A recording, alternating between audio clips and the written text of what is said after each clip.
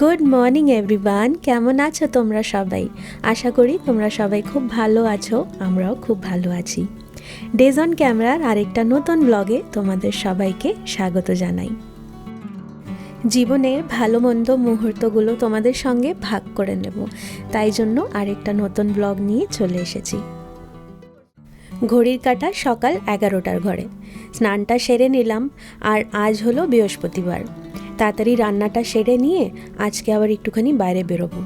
কালকে হলো নীলষষ্ঠী পুজো, সেটারই জোগাড় করার জন্য। হিয়ার স্কুলে চলছে এখন ইস্টার হলিডে, তাই জন্য ওর দুষ্টুমির শেষ নাই। সারাক্ষণ শুধু কিছু না কিছু দুষ্টুমি করেই চলেছে। যদিও বা সোমবার থেকে স্কুল খুলে যাবে। আসলে মাঝখানে বেশ অনেক কটাই দিন আমি কোনো ব্লগ করিনি। যেগুলো আগে থেকে করে রাখা ছিল ব্লগগুলো, সেগুলোই তোমাদের সঙ্গে শেয়ার করছি। এখনও পেন্ডিং বেশ অনেক কটাই ব্লগ দেওয়া বাকি, আস্তে আস্তে ছাড়ছি। রান্নাঘরে চলে আসলাম, লাঞ্চটা প্রিপেয়ার করে নেব। আজকে মাছের ঝোল করব। দুদিন আগেই গেছিলাম রিডিং, আমাদের বাড়ি থেকে বেশি দূর না। সেখানে একটা মাছের দোকান আছে, সেখান থেকেই নিয়ে এসেছিলাম মাছগুলো। আজকে বড়ি দিয়ে করব। তো এই পাঞ্জাবি বড়িটা আমি নিয়ে আসি, এখানে এই বড়িটাই পাওয়া যায়। এই বড়িগুলো না বেশ বড় বড়, আর খেতেও বেশ ভালোই লাগে। একটু গরম জলে ভিজিয়ে রেখে দিলাম, সফট হয়ে গেলে তাড়াতাড়ি সেদ্ধ হয়ে যায় বড়ি রান্নার সময়। আজকে তোমাদের দেখাবো কী করে করছি। রুই মাছ পেয়েছিলাম, তাই বড় একটা রুই মাছই কাটিয়ে নিয়েছিলাম। রোজ রোজ তো আর যাওয়া হয় না, তাই ভাবলাম কাটিয়েই নিই মাছটা। এখানের লোকাল গ্রসারি শপ যেগুলো, সেখানে কিন্তু আবার এই দেশি মাছগুলো পাওয়া যায় না। বড়ির জলটা কিন্তু ফেলে দিতে হবে, বেশিক্ষণ ভিজালে চলবে না, নাহলে একদমই ঘাঁটা হয়ে যাবে। হালকা একটু 2-4 মিনিট ভিজিয়ে রেখে জলটা ফেলে দিলেই দেখবে একদম সফট হয়ে গেছে। এবার ছোট ছোট করে ভেঙে নিলাম। তো যেটা বলছিলাম আর কি, এখানের লোকাল গ্রসারি শপগুলোতে এই দেশি মাছগুলো কিন্তু পাওয়া যায় না। পাওয়া যায় হলো ফ্রোজেন মাছ, না হলে সমুদ্রের মাছ।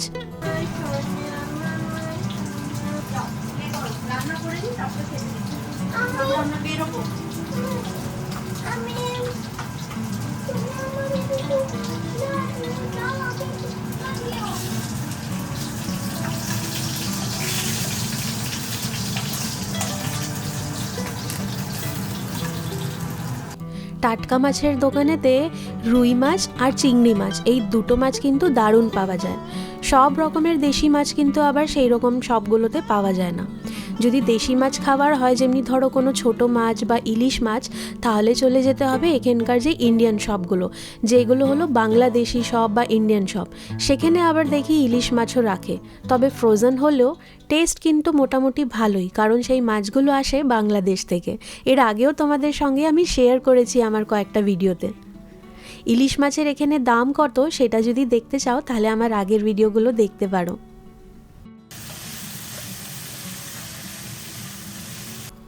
আজকের মাছের ঝোলটা করব আলু ফুলকপি দিয়ে, আর সঙ্গে দেব বড়ি। তো এই যে বড়িটা ভিজিয়ে রেখেছিলাম, সেইটাকে এবারে ভাজা করে নেব। আলু আর ফুলকপিটা আগে ভাজা করে নিয়েছি, লাস্টেতে বড়িটা দেব। বড়িটা এরকমভাবে একটুখানি ভিজিয়ে রেখে তারপর যদি ভাজা করে রান্না করা হয়, বড়ি কিন্তু খেতেও ভালো লাগে আর খুব তাড়াতাড়ি সেদ্ধ হয়ে যায়। এই যে আমার আলু ফুলকপি আর বড়ি ভাজা হয়ে গেছে। এবারে চটপট মাছের ঝোলটা বসিয়ে দিই, তাড়াতাড়ি খাওয়া দাওয়া করে আবার বিকেলের দিকে বেরোবো। আজকের মাছের ঝোলটা সবকটা এলোমেলো পিস দিয়েই করছি। ভালো পিসগুলো রেখে দিয়েছি আমার কুকিং চ্যানেলের জন্য রেসিপি করব বলে।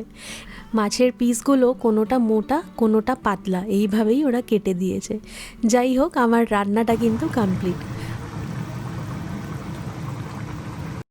এই সময় ইউকেটা কিন্তু ভারী সুন্দর লাগে দেখতে। চারিপাশে শুধু নানা রকমের ফুল গাছ, চেরি ব্লসমস। দিনটা আগে থেকে এখন অনেকটাই বড় হয়ে গেছে। দেরি করে অন্ধকার হয়, তাই জন্য অনেক দেরি অবধি বেশ আলো থাকে। এই 2 দিন আগেই দুপুর 3টের মধ্যেই কিন্তু অন্ধকার হয়ে যেত, আর কিছুদিন পরেই তোমাদের দেখাবো রাত 11টার সময় সন্ধে নামে। এখানে ছোট ছোট এইগুলো প্লামগুলো লাগা স্টার্ট হয়েছে, দেখো আলু বুকারা যেগুলো বলে। কিছুদিন পরে একদম লাল লাল টসটসা রসে ভরা থাকবে। এই পুরো লাইন দিয়ে এখানে ওরই গাছ।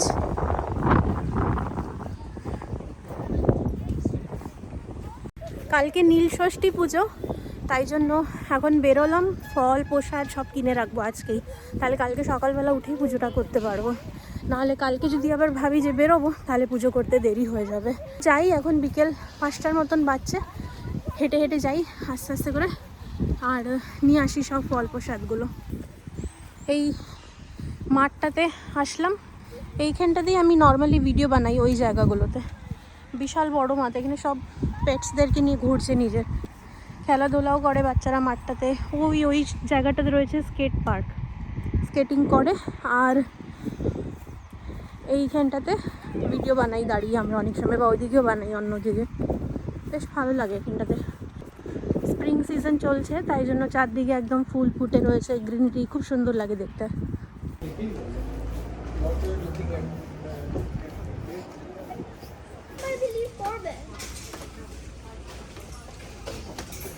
এখান থেকে ফুলের বুকেট নেবার থেকে ভাবলাম এই ফুল গাছটাই নিয়ে নিই, ওইটা নেব না। চলো না, এই ম্যাঙ্গোগুলো হলো 250 করে। আমাদের দেশের আমের সাথে কিন্তু এই দেশের আমের টেস্টের তুলনাই হবে না। আমাদের দেশের আমের স্বাদই আলাদা। এই যে আমগুলো নিলাম, এগুলো কিন্তু এখানকার লোকাল গ্রসারি স্টোরেতে পাওয়া যায় সারা বছরই। এগুলো হলো 12 মাসি আম। তো আমাদের বাজার হয়ে গেল, এবারে যাব বাড়ির দিকে। ইয়া এখানে ফুল নিতে নিতে আসছে। 2 o'clock, 3 o'clock, 4 o'clock, 5 o'clock, 6 o'clock। এই স্প্রিং সিজনেতে রাস্তাঘাটের মধ্যে চারিপাশে সবকটা গাছেতেই ফুলে ভর্তি, আর পাপড়িগুলো সারা রাস্তায় ছড়ানো। এত সুন্দর লাগে হাঁটতে। বাড়ি চলে এসেছি, আর হিয়া আসার সময় নিয়ে এসেছে এই যে একটা ডেজার্ট। আমি বললাম রাত্রে ডিনারের পরে খা, না এখনই খাবে, তাই জন্য ওকে খুলে দিলাম। দেখতে বেশ মিষ্টি দই লাগছে না? খেতে একটুখানি টেস্ট করে দেখলাম, বেশ দারুণ খেতে, কিন্তু একটুখানি পিনাট বাটারেরও টেস্ট আছে।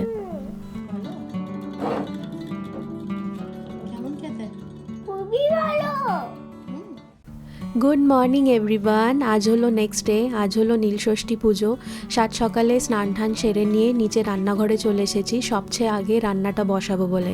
কারণ আমি ঠাকুরকে প্রতি বছরই ভোগ প্রসাদ দিই, তো এই বছরও দেবো। আর আমার শ্বশুরবাড়িতে নিয়ম হচ্ছে সবাই লুচি তরকারি খায় আজকের দিনেতে, তো সেই জন্যই আমিও শুরু থেকেই সেটাই নিয়মটা মেনে চলে এসেছি। তো সেটাই আজকেও করব।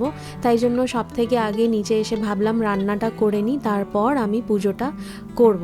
তো অনেক দিন ধরে হিয়া বলছিল গোলাপ জামুন করো মামা, তো তাই জন্য ভাবলাম আজকে করি, ঠাকুরকেও দিয়ে দেব আর সঙ্গে হিয়ারও খাওয়া হবে। তো রান্নাটা সেরে নিয়ে এখন আমি চলে এসেছি উপরে, ঠাকুরের ফল প্রসাদগুলো কেটে আর গুছিয়ে নেব, তারপর পুজোটা করব।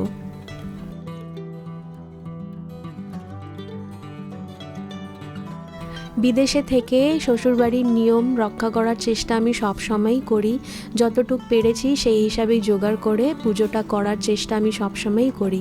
যবে দেখি হিয়া হয়েছে তবে থেকেই আমি এই পুজোটা ধরেছি।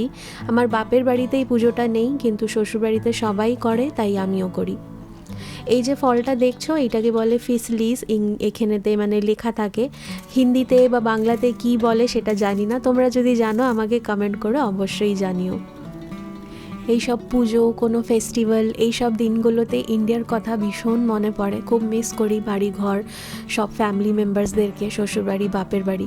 ইন্ডিয়াতে থাকলে সবাই মিলে একসঙ্গে পুজো করা, সব ফেস্টিভ্যাল একসঙ্গে সেলিব্রেট করা, এই জিনিসগুলো এখানে ভীষণ মিস করি। নীলষষ্ঠী পুজোর দিন অনেকেই সাবু মাখা খায়, তবে যেহেতু আমার শ্বশুরবাড়িতে সবাই লুচি তরকারিই খায়, তো সেই নিয়মটাই আমিও পালন করার চেষ্টা করি। বাড়িতেই পুজোটা আমি প্রতি বছরই করি, তার কারণ যে আমার বাড়ির আশেপাশে কোনো মন্দির নেই, মন্দিরগুলো অনেকটাই দূরে দূরে।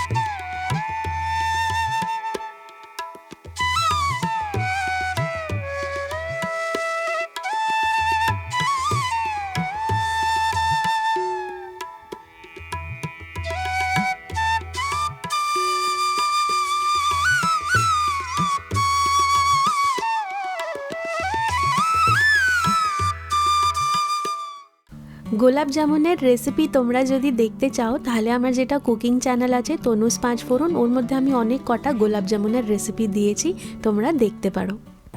পুজো হয়ে গেছে, আজকে খুব ভালোভাবে পুজোটা করলাম। আর আমার শ্বশুরবাড়িতে নীলষষ্ঠী পুজোটা আছে, তাই জন্য করি। আমার শাশুড়ি মাই বলেছে আমাকে করতে। অনেকেরই মুখে শুনি যে যারা মানে ছেলের মা, যাদের সন্তান ছেলে আছে তাদেরকে করতে হয়, মেয়ে সন্তান যাদের আছে তাদেরকে করতে নেই। কিন্তু আমাকে তো শাশুড়ি মা বলেছিল করতে, তাই জন্য আমি সবসময় করি, মানে শুরু থেকেই করে এসেছি, যবে থেকে হিয়া হয়েছে আর কি। তো তাই জন্য করি। আর আমার মনে হয় ছেলে আর মেয়ে সবই সমান।